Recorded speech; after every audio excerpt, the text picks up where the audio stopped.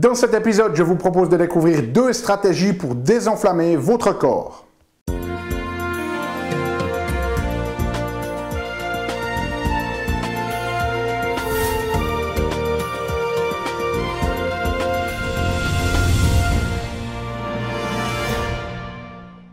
Parce que la vie est bien trop magique pour être petite et que nous avons tous besoin d'une prescription pour grandir en conscience et faire que nos rêves dévorent notre vie. Bonjour, je suis Dr Yannick Pauly, bienvenue à un nouvel épisode d'une grande vie où chaque semaine je vous propose de découvrir des stratégies pratiques pour grandir en conscience, qu'elles soient d'ordre physique, émotionnel, psychologique ou spirituel, parce que c'est cette évolution de la conscience qui est au cœur de notre évolution en tant qu'être humain et d'une vie pleinement vécue.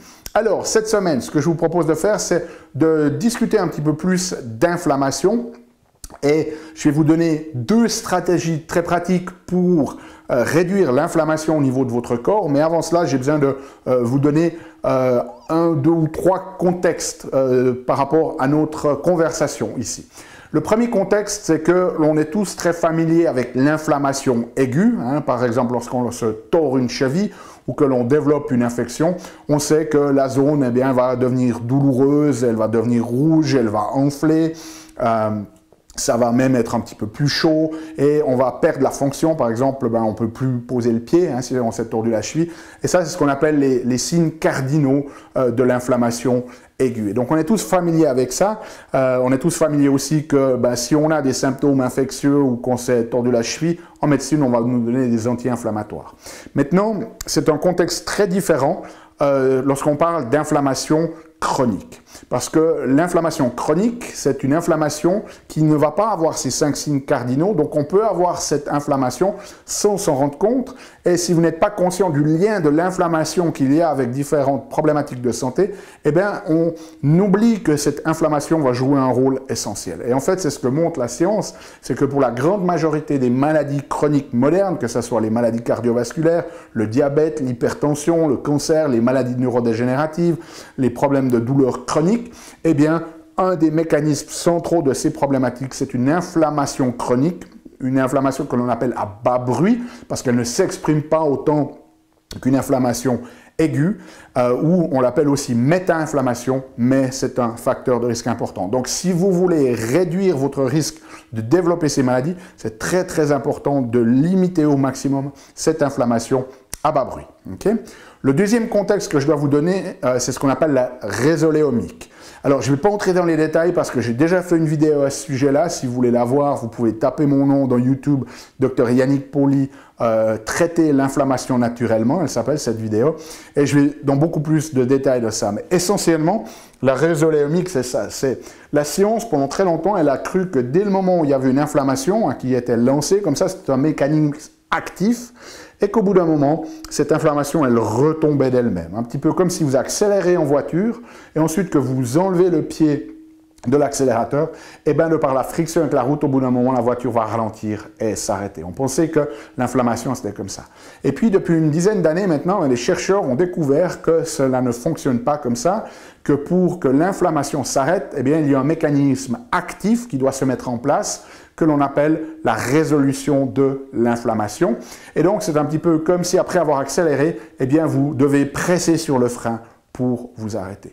Et une des grosses problématiques que l'on a actuellement, c'est que la grande majorité du public et une grande majorité des professionnels de la santé, notamment des médecins, ne savent pas ou n'ont pas entendu parler de cette résolution et ne savent surtout pas que le traitement principal qui est utilisé en cas d'inflammation, les anti-inflammatoires, la grande majorité de ces anti-inflammatoires, ils peuvent calmer une inflammation aiguë, mais ils participent au développement de cette inflammation à bas bruit chronique. Okay?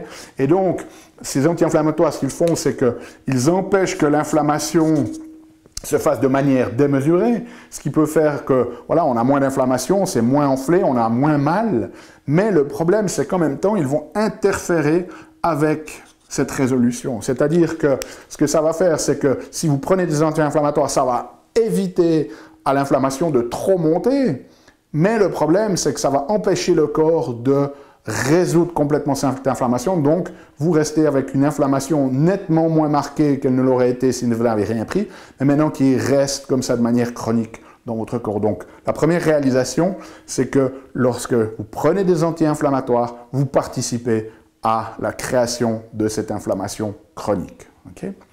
Et donc, passons maintenant à ces stratégies pour désenflammer votre corps. Il y a environ 12 déterminants dans l'environnement de l'inflammation. Aujourd'hui, on va en parler d'un, c'est de facteurs alimentaires et du style de vie.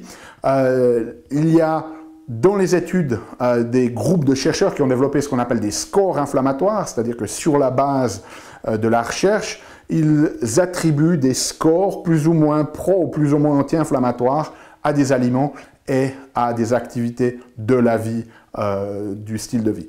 Et bien évidemment, comme c'est dans toutes les recherches, on a des grandes tendances qui émergent. Les groupes de recherche ne sont pas toujours d'accord sur certains détails. Aujourd'hui, on veut utiliser un score inflammatoire du style de vie et alimentaire développé par un groupe dirigé par la doctoresse Dorota Bird de l'Emory School of Public Health, donc l'école de santé publique d'Emory à Atlanta. Okay? Et donc, ce qu'ils ont fait, c'est qu'ils vont, sur la base de la recherche, attribuer un score d'inflammation ou anti-inflammatoire à des attributs du style de vie ou à des aliments. Donc, un score qui est positif, donc supérieur à 1, eh bien, cela veut dire que cet aliment ou cet attribut du style de vie est pro-inflammatoire.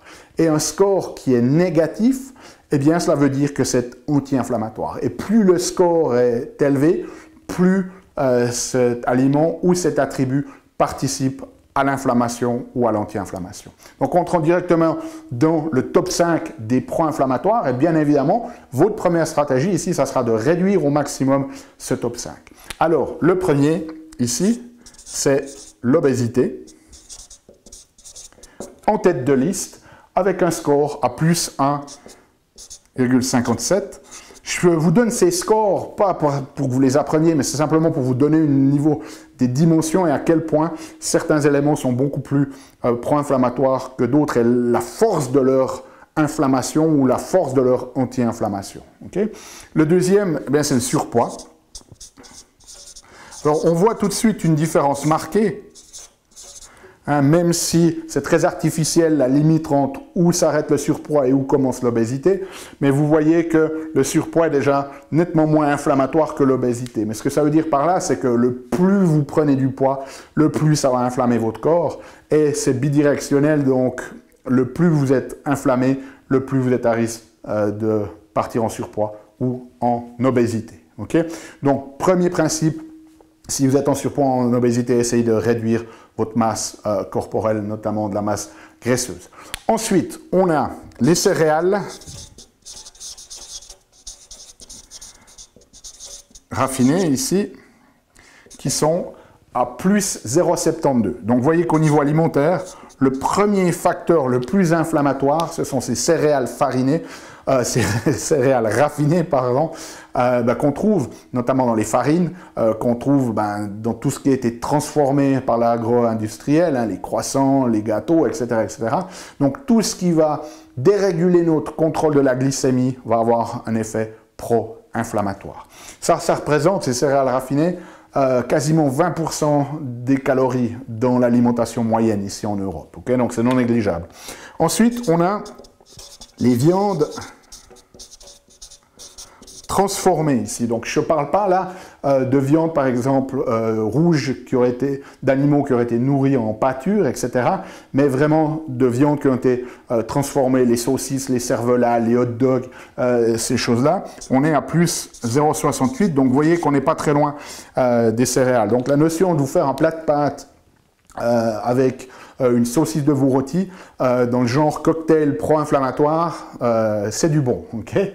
Ensuite, en cinquième position, eh bien, on a les sucres ajoutés. Donc, vous voyez que c'est un petit peu moins inflammatoire que les céréales. On pourrait se dire, waouh, c'est quand même étonnant que les céréales raffinées soient plus pro-inflammatoires que les sucres ajoutés. Mais c'est le cas. Mais ces deux-là, ici, ça représente à eux deux quasiment 40% des calories qu'on consomme de nos jours. Donc, vous voyez à quel point ça va influencer au niveau inflammatoire. Donc, voilà une notion un petit peu de qu'est-ce qui participe au pro-inflammatoire. Donc, première stratégie, essayez de réduire ça au maximum. Okay? Ensuite, dans les anti-inflammatoires, eh bien, dans les études du groupe de la doctoresse Bird, le premier, c'est les tomates. Alors, c'est assez étonnant ici, avec un anti-inflammatoire à moins 0,78. Okay. Alors la notion ici, c'est pas de vous dire waouh, je vais manger des pâtes et je vais mettre de la sauce tomate ici dessus, donc je suis plus dans le pro-inflammatoire. Okay. L'idée, ça serait de ne pas consommer ces céréales ici et de manger des tomates. Okay.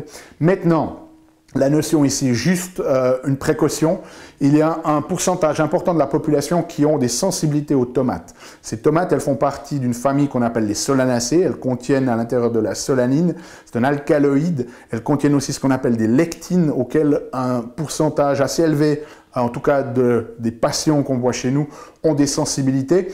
Donc, si vous êtes sensible aux tomates, évitez-les parce que ça va produire de l'inflammation plutôt que de la calmer. Alors, comment savoir si vous êtes sensible? Il faut faire un régime d'élimination. Vous éliminez les tomates. Je recommande même d'éliminer une fois toutes les solanacées pendant 3-4 semaines. Et puis, vous regardez si ça fait une différence dans la manière dont vous vous sentez. Ensuite, vous réintroduisez, vous voyez si ça déclenche des symptômes ou des changements au niveau intestinaux ou de votre énergie, etc. Okay? Deuxième élément, ici, les baies. Donc, tout ce qui est baie des bois à moins 0,65 ici. Donc ça, vraiment bien, c'est aussi plein de phytonutriments, plein d'antioxydants. En troisième place, les légumes colorés. Donc là, on parle de tous les légumes qui sont soit verts, soit orange, rouge, jaune, etc. Se situe à moins 0,57 ici. Et puis, quatrième élément, les noix, à moins 0,44. Pardon, j'ai écrit un petit peu difficilement ici. Juste pour vous donner la raison aussi pour laquelle je vous donne ces chiffres. Par exemple, c'est si vous décidez de prendre un petit snack et que vous voulez vraiment avoir un effet anti-inflammatoire et que vous hésitez entre des noix et des baies, ben vous voyez que les baies vont vous apporter plus au niveau anti-inflammatoire que des noix. Okay? Maintenant, si vous combinez les deux, eh bien, ça sera un super cocktail anti-inflammatoire aussi. Et puis finalement, en quatrième position ici, on a l'activité physique à moins 0,41. Alors, toute activité physique est anti-inflammatoire. Par contre, pour avoir une activité anti-inflammatoire qui est équivalente, par exemple, aux noix ici, il faut que ça soit une activité physique qui soit au moins supérieure à 4 fois par semaine. Okay? Elle peut être modérée, mais il faut qu'elle soit supérieure à 4 fois par semaine. Donc voilà, stratégie pratique pour vous diminuer le top 5 des pro-inflammatoires, augmenter, favoriser le top 5 des anti-inflammatoires. Si vous avez des questions, j'y réponds volontiers, laissez-les dans les commentaires. Si vous avez besoin de la transcription de cet épisode, elle est disponible sur notre site unegrandevie.com. Nous, on se retrouve la semaine prochaine pour un nouvel épisode. D'ici là, souvenez-vous, aimez la vie, émerveillez-vous et contribuez chaque jour un petit peu plus.